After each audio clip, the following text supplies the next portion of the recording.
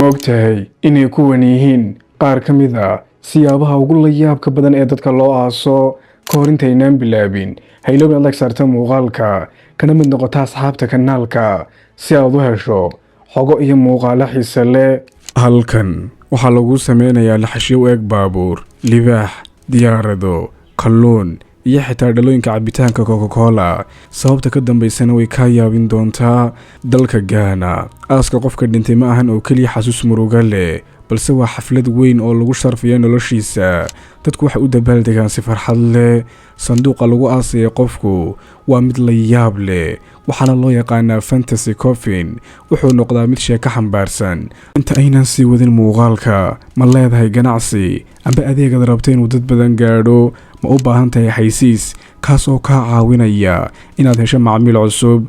Waxaan diyaar u nahay inaan si xirfad leh u xaysiino ganacsigaaga amba adeegyadaada si uu u gaadho dadka ku habboon. Fadlan nala soo xidhiidh adigoo fariin noogu reebaya qaybta fariimaha. Tusaale, haddii uu qofku ahaa kalluumayste, waxaa lagu aasayaa sanduuq u eg kalluun weyn.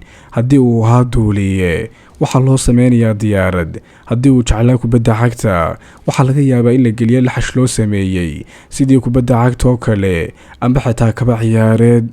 Macnaha xirfadaadu waxay ahayd wax ka turjumaya ayaa lagu sameynayaa.